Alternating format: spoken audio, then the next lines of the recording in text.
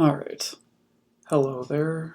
This is Connor Stoddard speaking, and I am here to go over my leave behind concept. Um, okay, where to begin?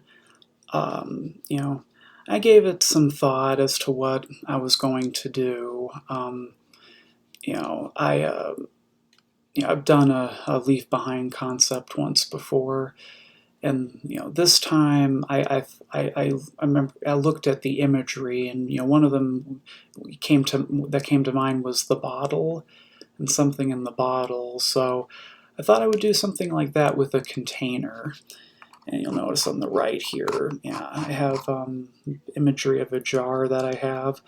Um, and it was a jar of, I remember, vitamin gummies, which it does kind of connect with the whole thing with native health, which I'm doing an internship on. It made me think of that, and then some of the designs of stuff that could be in it. I didn't really have the physical materials, at least at the moment, to fill it with anything at the moment. But so that's why I went through a program to kind of get the design for the shapes and whatnot. You know, uh, but yeah, with you got like text. Yeah, I went with different styles for the texts and whatnot too.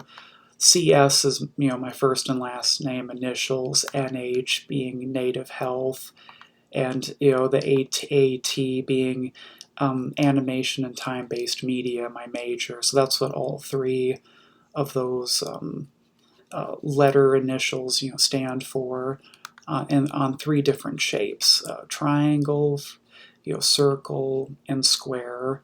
And the idea is that I would print them out, cut them out, and sort of form them together into an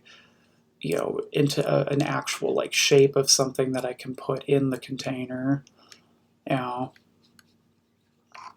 but yeah, and kind of played around with the idea of how many and how big. So that's why I have like two different versions in the sketch.